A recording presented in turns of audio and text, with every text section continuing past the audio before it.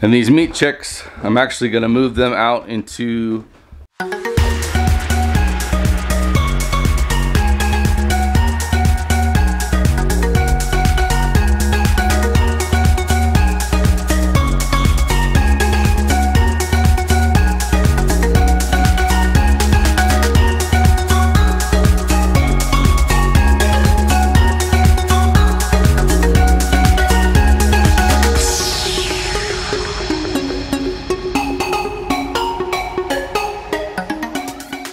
I was complaining the other day about all these produce boxes, or I shouldn't say complaining. I was commenting on how I had an abundance of produce boxes because of the extra food that we're getting from the food bank connection. And now I'm actually going to be able to put, I don't know, 5 or 6 birds in a box or whatever. And I'll just take some of these boxes over here and load up all my chicks and move them over into the pasture, so they'll be nice, happy on pasture.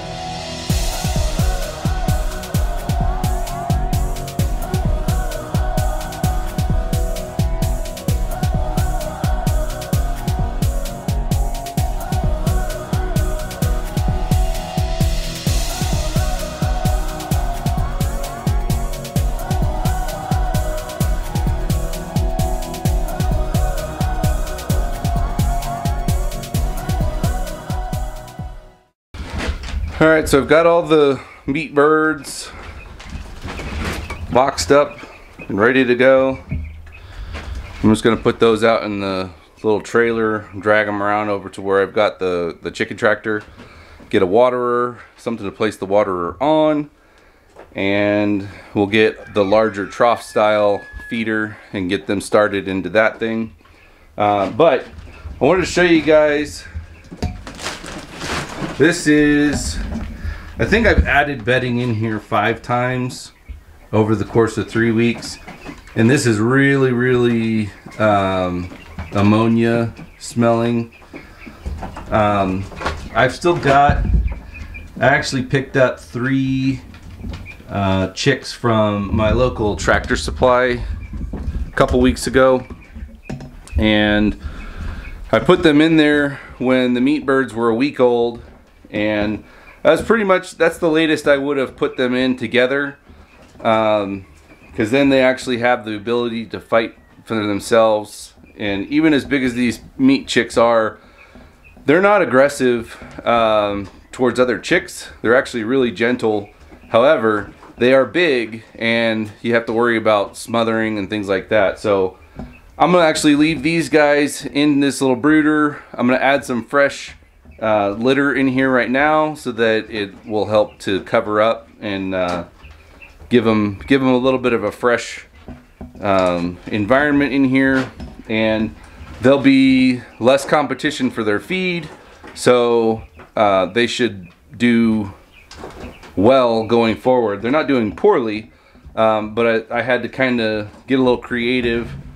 I actually used this heat lamp guard and kind of had it as a bit of a guard, and I had a little feeder in there so that my little chicks could get in, but it got to the point where even the Cornish necks were getting long enough they could pick in there. So this will actually allow these chicks to do better. And these are all 3 pullets, supposedly pullets, and they're black copper Morans, which I'd been looking for a long time how to get a dark egg layer on the property without breaking the bank.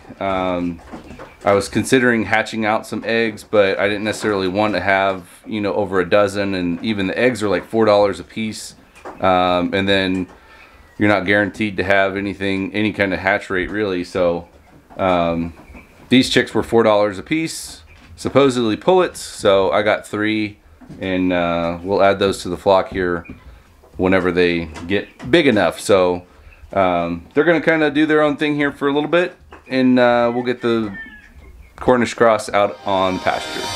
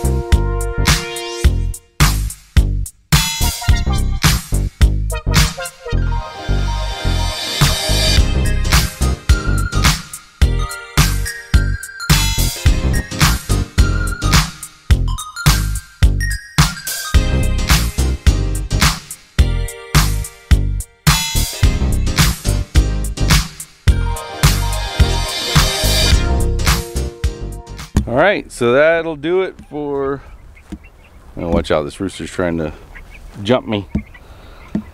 That'll do it for moving the broilers out here.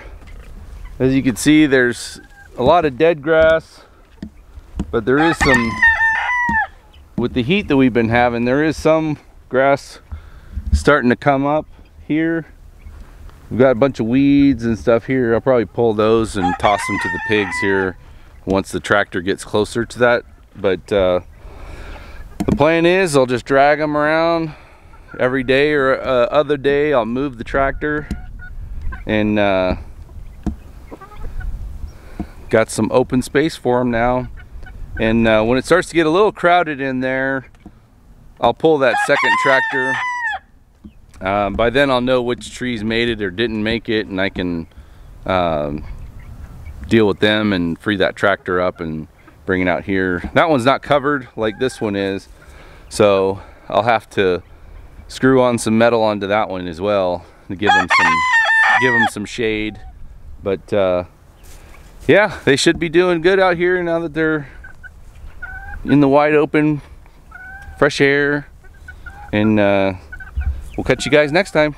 If you like this video, please give us a thumbs up, share this video, Comment on this video, like, subscribe, all that good stuff. Click the bell.